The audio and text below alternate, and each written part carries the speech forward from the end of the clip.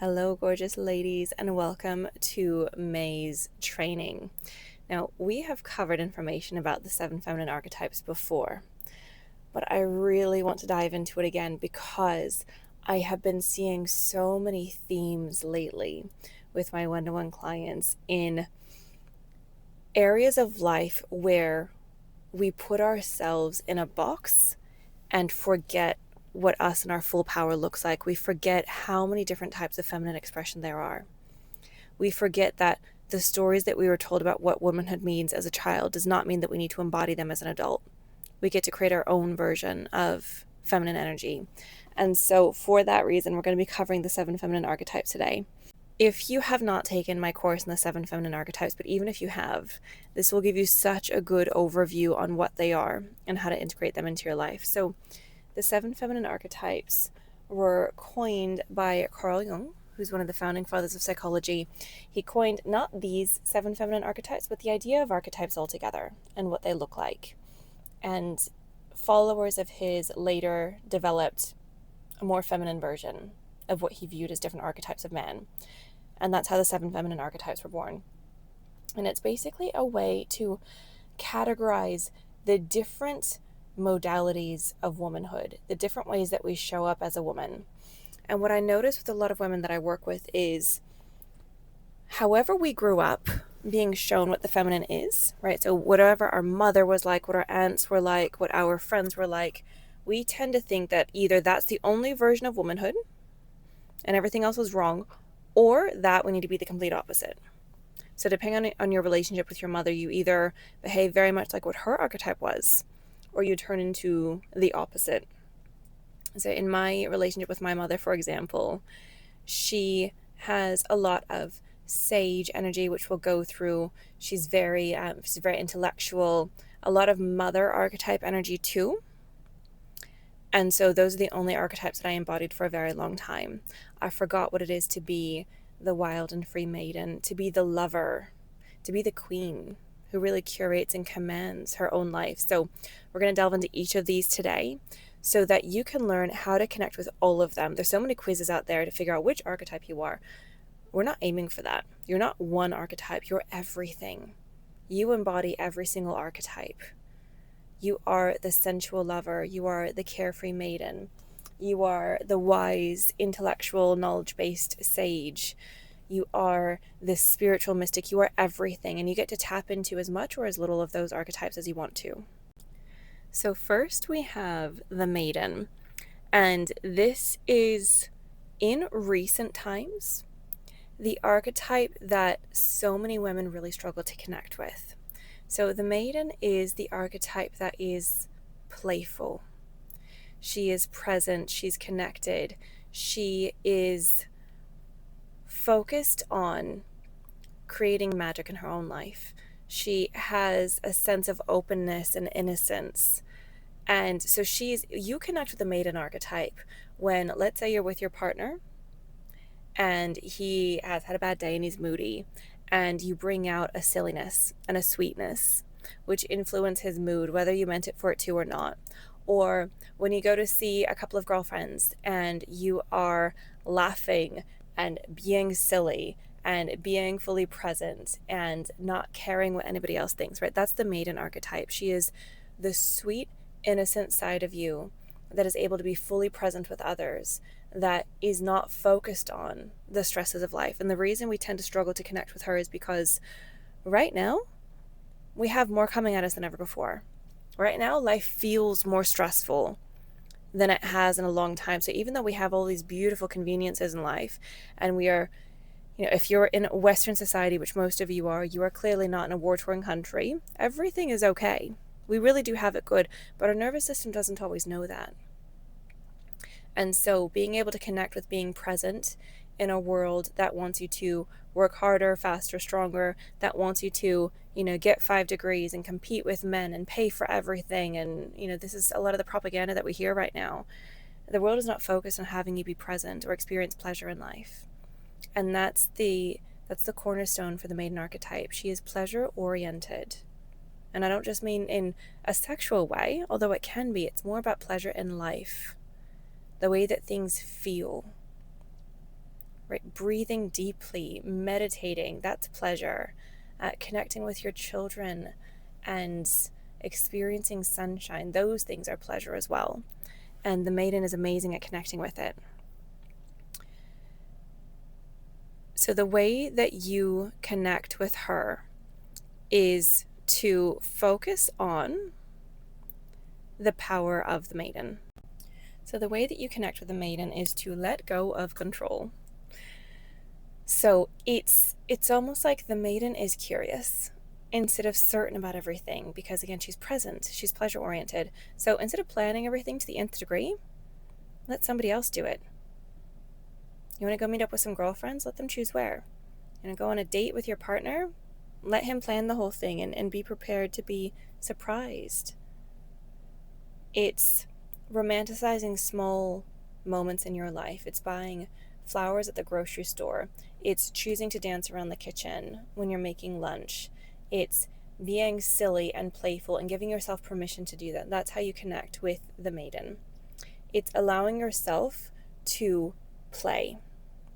Now, in terms of the deep work around connecting with the maiden, a lot of the work that I do with my one-to-one clients is around what were you taught when you were younger around pleasure and play and being silly and being present. Because if you were taught that you need to be matronly, that you need to be intellectual at all times, that pleasure isn't safe, then it's going to be very difficult to connect with the maiden. So there's a lot of inner work that can go into connecting with her if you find it difficult.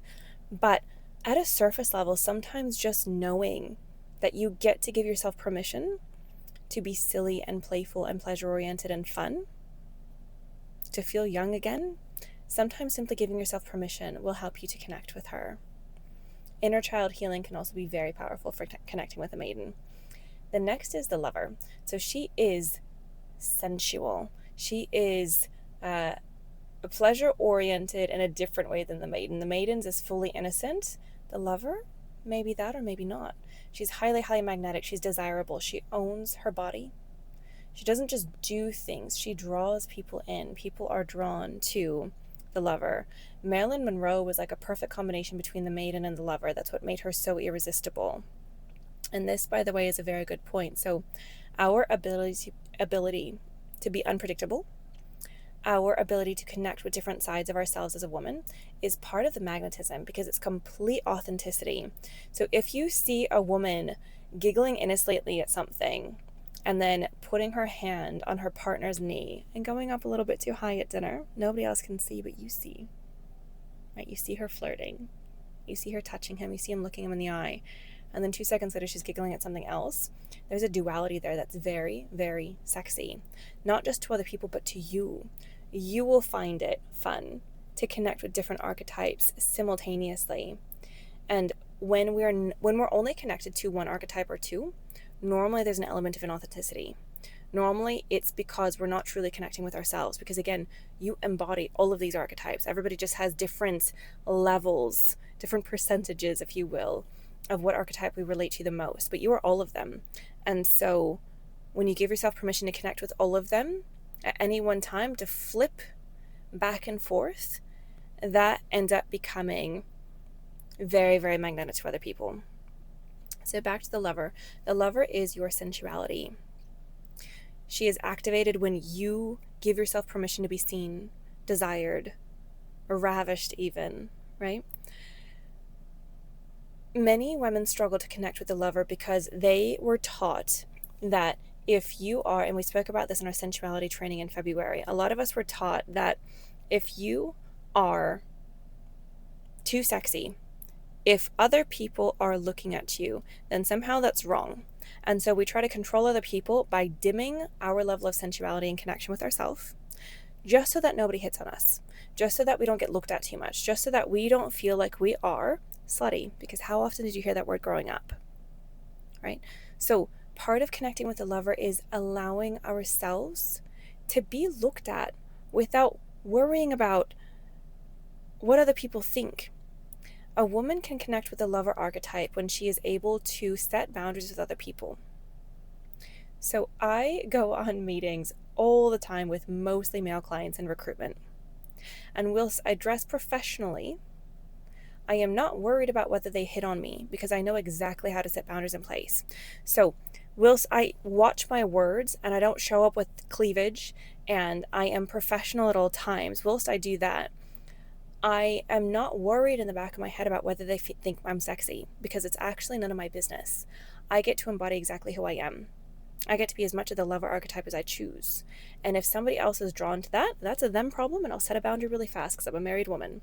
So when you embrace that fact, when you embrace that truth that you are the keeper of yourself, that you get to set boundaries around yourself, that nobody can touch you without your permission, nobody can hit on you and actually make anything happen, right? If a man hits on you, you get to tell him no. And that's that. So we're not here as women to dim ourselves at all times, just in case a man finds us attractive. That is not our role. To be woman is to be beautiful. To be connected to your feminine energy is to be intriguing and magnetic. And so we're not here to try to dim ourselves just in case a man finds us desirable. We are here to be ourselves, to be respectful, to make sure, yes, we dress and act according to the situation, but to know that we're not here to control how other people view us. We get to be ourselves exactly as we are. And the more you embody boundaries, the easier it is, ironically, to connect to your lover archetype. Other ways of connecting with her is to move your hips. Your hips want to move as a woman. This is why trauma ends up stored in the hips. Our hips are one of the most feminine aspects of our body as a woman. And so being able to move your hips to music, even doing certain stretches in the morning, so like cat-cow stretches, anything that allows you to really get into your body instead of your head and move your hips in different ways, this will connect you to your sensuality and therefore to the lover archetype. The other way is really, like I said before, letting yourself being admired without shrinking. Not worrying about if somebody else finds you desirable, because it's none of your business if they do. What does matter is that you are comfortable setting boundaries around yourself and being your own sense of safety. That's what actually matters. Another way to connect to the lover is all the Pinterest things that you can think of, right? Taking a sexy bath with candles, the rose petals, the buying yourself flowers, just like the maiden archetype. They really do go hand in hand, the lover and the maiden, because they're pleasure oriented, they're present oriented. Wearing things that make you feel beautiful. All of these things connect you to the lover archetype, just as much as the deep work around setting boundaries and really owning who you are. All of it matters. All right, the next is the mother archetype. She is nurturing, devotion, compassion. She truly nourishes those around her. So this isn't just about being a mother. This is about how do you look after others? How do you nurture others? How do you engage with empathy? If somebody comes to you and says, I'm hurt, how do you hold space for them and look after them? And then if you do have children, ironically, the mother archetype is almost harder sometimes to connect to as a mother. And this is because even though our hormones allow us to be more nurturing and encourage us to bond to our children, being a mother is actually a very masculine role. All day long, it's no, don't do this, no, don't do that. And it's being an example and holding yourself to a very high degree of accountability. And that, as much as it's a beautiful responsibility, can be tiring. So sometimes as a mother, you actually need to connect to the mother archetype more. So it's, and to give you an example of what this looks like as a mother, I used to have issues getting my daughters up for school because I would wake them up and just instantly expect them to be getting up and getting ready. So wake up Celine, wake up Aurora, let's go to school. I'm back 5 minutes later. Why aren't you dressed yet? Why aren't you this? Why aren't you that? So instantly being very militant with them, mothering them. Just do what I said you're supposed to do. And I found that if I started the day with nurturing, turning their lights on so their eyes can adjust to it, coming back a couple minutes later, good morning, my babies. It's time for school. I love you. It's time to get up. I'm going to make you this for breakfast. You're going to have a good day. Are you excited about seeing your friends? Connecting with them, giving them a cuddle, giving them a kiss on the forehead to wake them up. Those things are nurturing, and that's really connecting with your mother archetype. So if you are a mother or an auntie that spends a lot of time with her nieces and nephews, whatever it is, Connecting with the mother archetype is really key to connecting with others on a deep level. And again, outside of the role of actual motherhood, the mother archetype is what allows you to nourish others and hold space for them. So when a friend comes to you with issues, it's dropping everything and saying, I've got you. Here's a Kleenex. Here's a kiss on the forehead. I'm listening to you. I'm present. I'm holding your hand. That's nurturing energy. And that's connecting with the mother archetype. Ways to connect with a mother archetype are to make sure that you are nourishing yourself. So there's a saying, you can only meet others at the depth that you've met yourself. And this saying applies to many, many things in life. It's the same thing with the mother archetype. You can only nourish others as deeply as you're nourishing yourself. In order to connect with the mother archetype, you must be filling your own cup. You must be nourishing yourself and looking after yourself, doing inner child healing, looking at yourself with compassion, looking at your awkward teenage years or your naughty teenage years, whatever kind of teenager you were. It's looking at what you were like as a child and the things that you went through and saying, I've got you. Right? I see you, baby. I see what you went through, and I love you, and everything's okay. Nourishing yourself is how you learn to nourish others really deeply. All right, next we have the Huntress archetype. So the Huntress, she is the most, currently the most revered archetype. So in the 50s and 60s, it was the mother archetype. Right now it's the Huntress. So it's one that a lot of us slip into more easily. Not everybody, but in the 2020s, she's the easiest one to slip into because it's what society pushes us towards the most. So the Huntress archetype is focused on freedom and her mission. She's focused on her independence. She leads. She is not focused on men at all. She's focused on chasing her dreams. So she's activated when you are setting boundaries. So the Huntress and the Lover, you get to activate both at once, and they help to activate each other. It's going after your goals. So if you're going for a degree, the Huntress is what's going to keep you there. She's the one that's going to say, we're having a cup of coffee at 8 o'clock at night so that we can study our bum off and then wake up tomorrow and do it all over again. She's the one that pushes you to get your promotion. She's the one that leads your mission at work, or if you are a stay-at-home mother, she's the one that leads your mission with your children, right? I will raise my family this way, and that's that. My goals for my family is this, and I'm going to make it happen. That's connecting with the Huntress archetype. She helps you to really make bold decisions and to really prioritize your mission and to break rules with purpose. So she's the one that says, you know what, everybody said I should be doing it this way, but I'm going to choose the way that feels right to me. So she has a rebellious streak, and we love this about her. She can be hyper independent. So if you have been in the Huntress archetype your entire life, you want to be connecting with other archetypes to really balance yourself out. And again, bring you back to authenticity.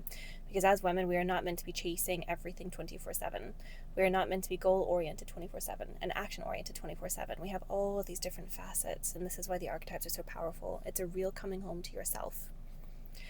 So ways to activate her is to make goals for yourself and allow her to come alive. It's holding yourself radically accountable. It's doing things like reading Atomic Habits by James Clear, looking at identity work. If I have a goal, I need to shift my identity around that goal so that goal becomes a reality. Doing these things is really what helps you to activate the Huntress.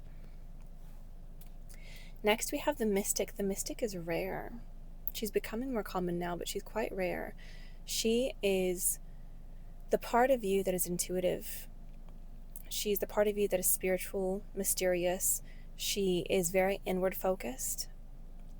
She is not controlling. She lets whatever's going to happen. She is the part of you that comes out when you're journaling and you get an intuitive hit, or you're meditating and choosing to be very present, or you're lost in prayer. That's the side of you that comes out. So the Mystic, the way to connect with her is easy on paper, but takes years of practice to achieve, right? So again, when you're journaling and you get an intuitive hit, the Mystic has come out, but then you need to have the discipline to journal every day so you can connect with her more. Meditating will help you to connect with the Mystic, but meditating is very, very difficult. So it's easy to connect with her, but she's also the most elusive to connect with. because it takes a high amount of self-discipline in a very spiritual aspect, right? We can't touch her. She's ethereal.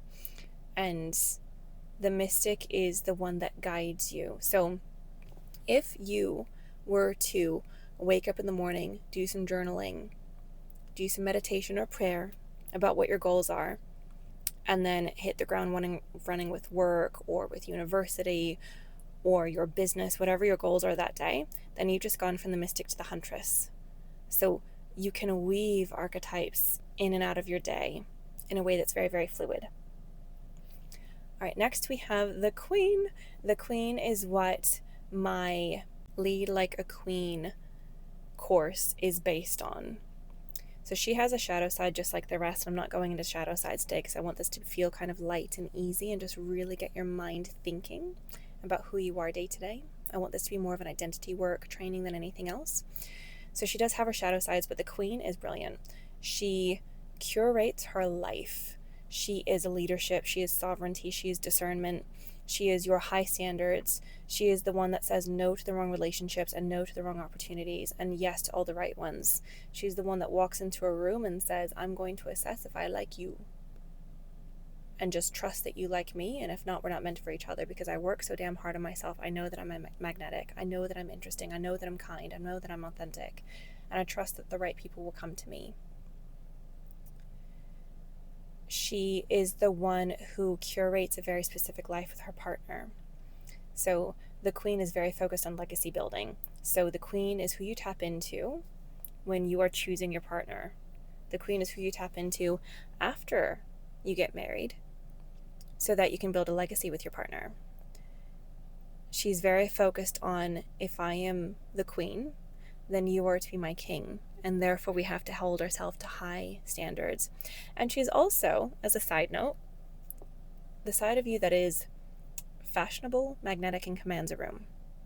So when you put on that dress that makes you feel just right, and your sexy high heels, and you walk into a networking event, and you feel good, and you know you look good, and you know you smell good because you put on your favorite perfume, and you know your hair looks good because you spent time in it, that's you connecting with your Queen archetype. She walks in and says, I choose you. And I'll see where this goes.